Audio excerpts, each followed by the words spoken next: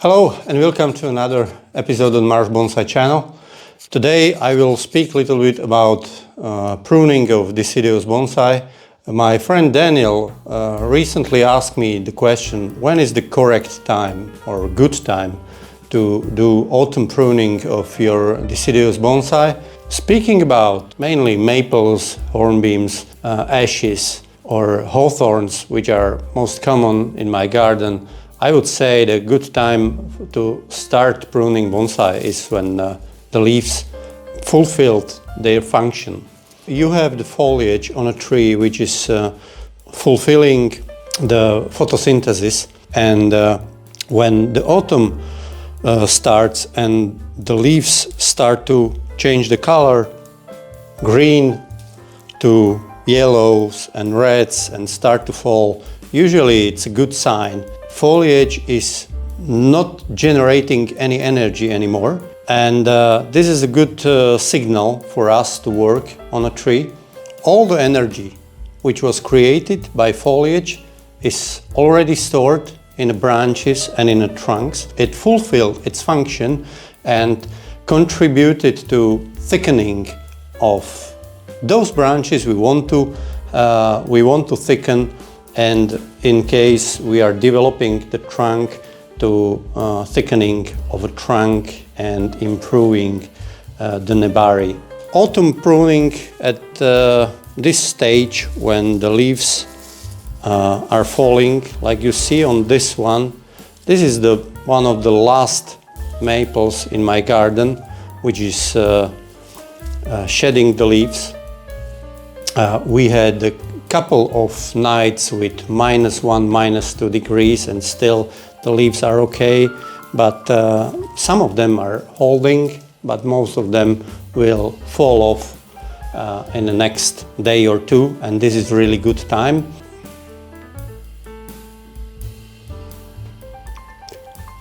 So this is another maple which already shed all its leaves, so I don't have to take them off, and I can work on it right away. On this maple we can see that this tree was potted into this box in spring 2024, so it's there for, let's say, 6-7 months, and the reason is I want to create much better nebari. I want to thicken the trunk. This is air layer from my first tree. Now it's in early stage of development of a trunk and some basic structure. After the leaves fall off, I can clearly see the branch structure. I can decide which branches I would like to keep and develop them further, and which I need to remove to avoid some bulging in the branches, removing one of the branches which are growing from 3 branches from a same spot, and so on and so on, to balance the crown. The empty crown without the foliage is making it much better visible where I need to remove some part of the branch structure. So after I prune the tree, also it will be easy access to some parts which potentially could be wired, but be careful with wiring at that time, because if you don't have a place where you can store the tree after wiring, and in the winter your tree will face the temperatures which are below 0 degrees for a prolonged period of time, and the branches were heavily manipulated, you can lose some of the necessary branches. I'm trying to avoid some kind of heavy wiring in case I cannot store the tree in the conditions which prevent too much freezing. Where I will prune, for the most part I will try to keep only first internode and remove the rest of the branches, continue from there. What it will do is that higher the bud is on a tree, the more auxin this branch and this apical bud is producing, and the more auxin is in this branch, the more it is suppressing all the buds which are lower on this part of plant. And if you reduce the branches like this on the first bud, this bud will change and it will become the apical bud of this particular branch, and it will produce very limited amount of auxin hormone in next few weeks or months, and it will allow to back bud, and it will allow the weaker parts of branch structure to grow much more aggressively in the next season. So it will help you to balance the vigor of the tree. Let's start with quickly doing few cuts, and then we will see how the tree will look like after. In most cases, I will shorten the branch to first bud, but in some cases the first internode is so far away that it doesn't really make sense, so I will remove it like this.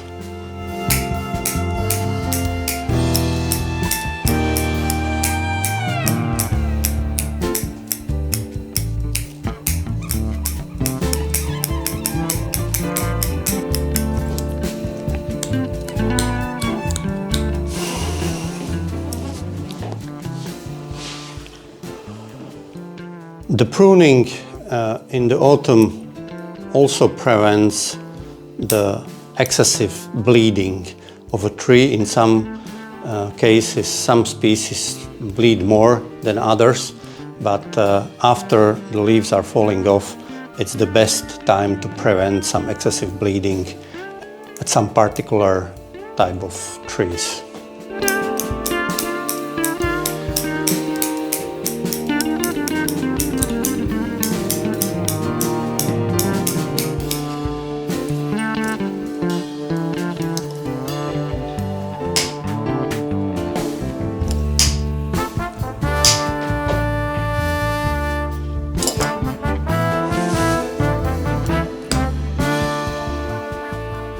I don't like how this part is going up and this is straight, but if I try to bend it now, I can easily bend it into something like this, which I like much more.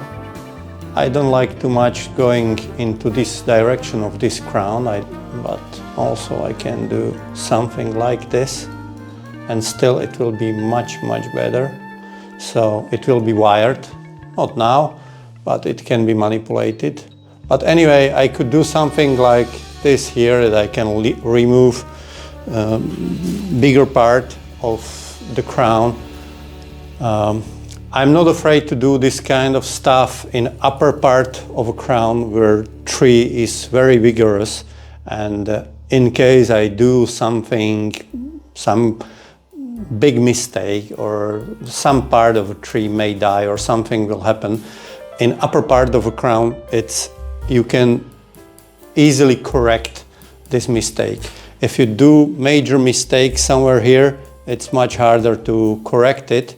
As you can see, this is suboptimal. You see this branch, I like it how it's growing and it will develop the crown here, but I didn't like this one. I pulled it up. Most people are pulling branches down. I pull it up, and they are growing almost from same spot. So it's not looking good right now. The question is how it will look like when this branch will be much thicker, and how it will blend together, and what overall picture of the crown will be, and how this branch will develop. Maybe it will stay, maybe it will go, or I will have to do something with this. Honestly speaking, it doesn't look good right now to me. When I look at this tree, when it's on my bench and I go around, I'm thinking, okay, this is not good. But still, it's long game. This is just few years old, and it's. I hope I have enough years left to develop it into something which look like a tree. About rectifying some problems, here was also the branch which was growing in a bad direction, almost very close to this junction, which would cause the bulging in this area. I wanted to avoid it, so I cut the branch and cover it with paste. It's completely healed by now. You can see. So this is what you can do with Acer palmatum. Very easy to heal the wounds on a tree, and the more the tree will mature, the more these points will blend with the bark. Few more cuts.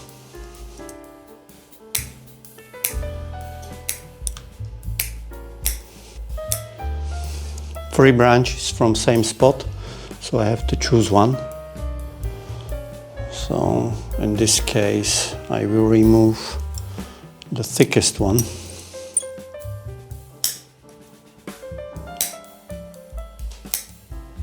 Also, I'm removing the stubs from previous pruning.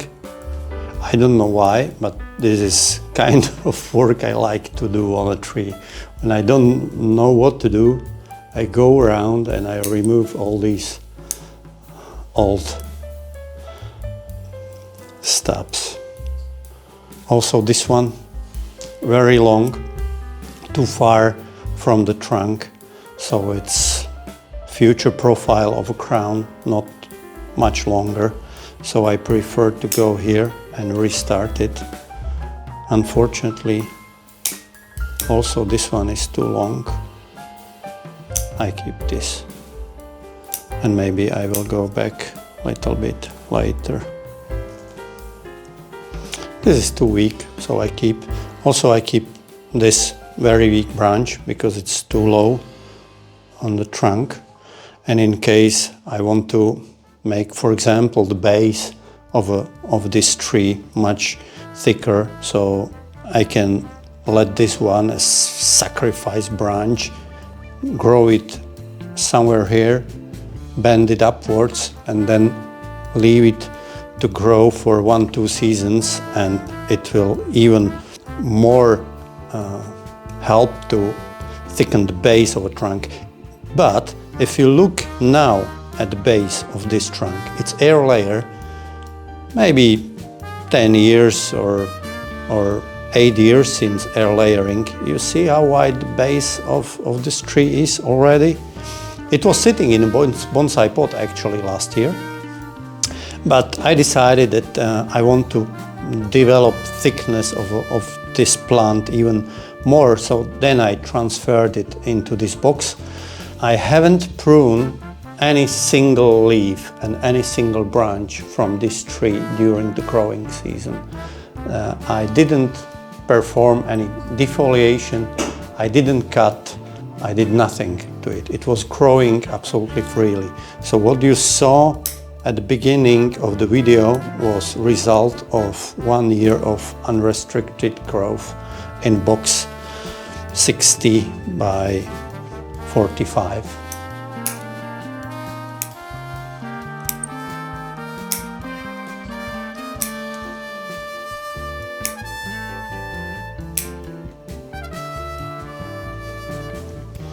Still, most of the branches are so soft that I can manipulate them to grow out from the central axis of a trunk, which is my traditional method of styling. So all can go like this, like this, like this, like this.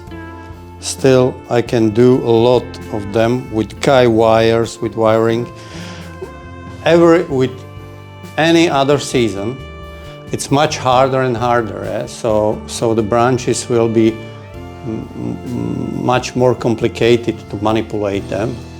This kind of pruning and decision of how to edit this tree at this stage is important, because if you do it correctly, then you have a lot less problems when you are going to wire it. With wiring, you are facing certain risk to have marks like this when you forgot a piece of wire here, which will probably stay here forever.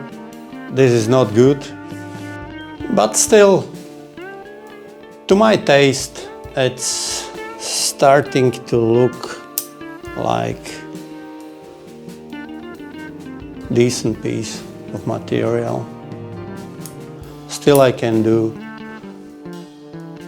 few more edits, but what I like to do is I like to keep the tree standing. Sometimes it's standing here on a table for several days, and I'm looking on it from the window, from my work table, and I see things from distance in different time.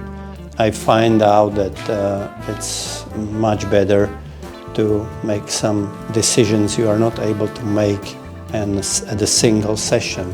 Take your time. If you are not sure, try to look at your tree at the different light conditions, different parts of the day, your different mood.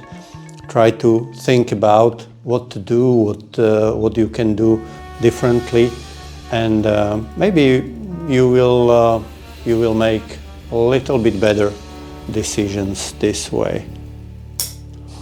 This seems to be going too much up and too further from the trunk, so I do it like this. Also this way I'm helping the smaller branches further back at the branch to develop, and also this branch has certain flaw here where I have 10 centimeters of nothing. Of course, on a maple it's not tragic, it's not pine, so I can hope for some back budding, or in case I'm not going to get the branch here with back budding, I can still let any of those branches manipulate it and thread graft it and fill this space if I feel the need to do that. That's why the maples are fantastic plants to work, because they allow you to do this kind of really heavy horticultural manipulations, like crafting, thread crafting, and things like this.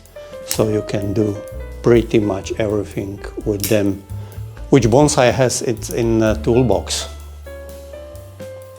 So that's it for today from Maros Bonsai channel.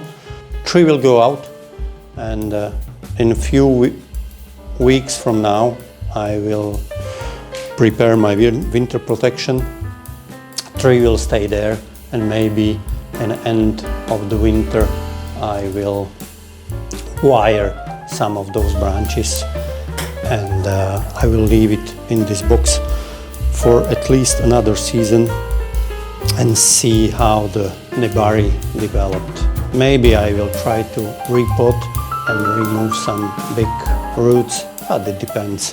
Thank you very much for watching. See you next time.